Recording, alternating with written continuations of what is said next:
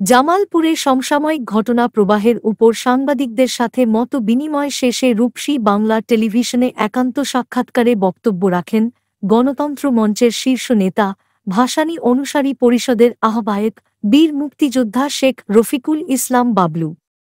বিস্তারিত দেখুন জামালপুর থেকে শরীফুল ইসলাম ঝোকন প্রতিবেদন।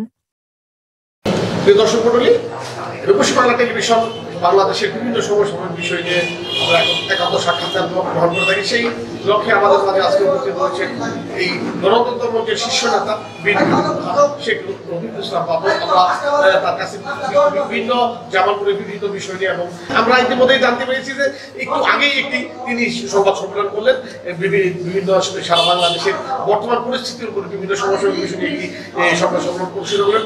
আমরা তার কাছে শুনবো তিনি জামালপুর উপস্থিত হয়েছেন। আমরা তার কাছে শুনবো এই জামালপুরের যে রাজনৈতিক প্রেক্ষাপট, এই জামালপুর সদর ৫ আসনে তার এই গণতন্ত্র মঞ্চের শীর্ষ নেতা হিসেবে তার ভূমিকাটা কি এবং সারা বাংলাদেশের বর্তমান যে পরিস্থিতি, এই পরিস্থিতি, নির্বাচন, সামনে নির্বাচন, এই নির্বাচন কি সংস্কার সময় দেবে কিনা, সংস্কার করেই নির্বাচন অনুষ্ঠিত হবে কিনা, বা এই যে বিভিন্ন দলের নেতৃবৃন্দ এই বাংলাদেশের দলিত নির্বাচন চাচ্ছে, এই বিষয়গুলো তার কাছে আমরা বিস্তারিত তথ্য শুনবো। আমরা আরো শুনবো তিনি যে এই বাংলাদেশে এই ৫ই আগস্টের আগে যে ভূমিকা তার এই আন্দোলন সংগ্রামে তিনি ভূমিকা রেখেছেন, এই ভূমিকায় বিস্তারিত তথ্য আমরা তার কাছে শুনবো। আমি শেখ রফিকুল ইসলাম বাবলু, ভাসানী অনুসারী পরিষদের আহ্বায়ক, গণতন্ত্র মঞ্চের শরিক দল শেখ রফিকুল ইসলাম বাবলু। আমি রূপসী বাংলা দর্শক প্রিয় টেলিভিশন ধন্যবাদ জানাচ্ছি আমাকে এত সুন্দর একটি প্রশ্ন করার জন্য।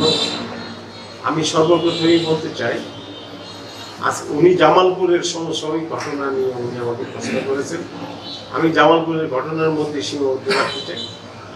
হ্যাঁ, আমরা যারা মাঠে রাজনৈতিক কর্মী, আমরা কর্মী হিসেবে আপনারা জানেন যে গণতন্ত্র মঞ্চ ৬টি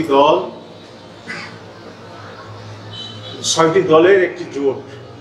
এই জোটের নেতৃত্বে আমাদের আন্দোলনে কি ভূমিকা ছিল এবং আমাদের কি স্পষ্ট বার্তা জনগণের কাছে আমরা দিয়েছি, সেই বার্তার ফলে গণতন্ত্র মঞ্চ বাংলাদেশের মানুষের হৃদয়ে একটি স্থান দখল করে আছে এবং যার জন্যই আমরা গণতন্ত্র মঞ্চকে নিয়ে সামনে এগোতে চাই।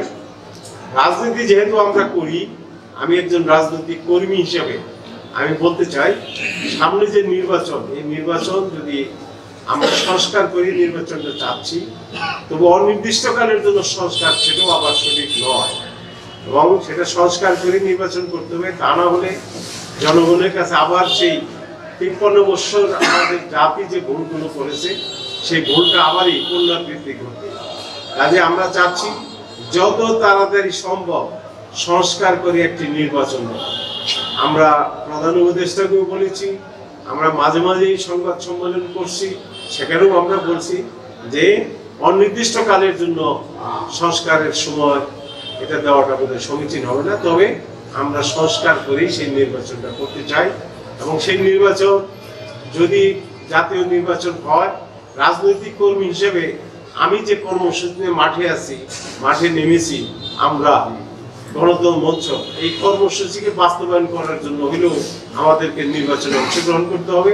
আমরা নির্বাচনে অংশগ্রহণ করব, সেটা জোটবদ্ধ নির্বাচন হতে পারে, গণতন্ত্র মঞ্চের একক হতে পারে। তবে আমি আপনাদেরকে বলে যাচ্ছি যে আমরা ৩১ দফা নিয়ে মাঠে আছি, এখনো ৩১ দফা নিয়ে বিএনপিও কাজ করতেছে। আপনারা জানেন বিএনপির ২৭ দফা আর গণতন্ত্র মঞ্চের ১৪ দফাকে ৪ দফায় রূপান্তরিত করে এই ৩১ দফা হয়েছে। আমরা ৩১ দফা নিয়ে আমরা মাঠে থাকবো। জনগণের কাছে আমাদের বার্তা, গণতন্ত্র মঞ্চের বার্তা, ৩১ দফার বার্তাটা আমরা পৌঁছে দেবো। সেই ক্ষেত্রে আমরা জামালপুর, যেমন আমার এই সংসদীয় আসন ৫, জামালপুর সদর ৫, আমি এখান থেকে নির্বাচন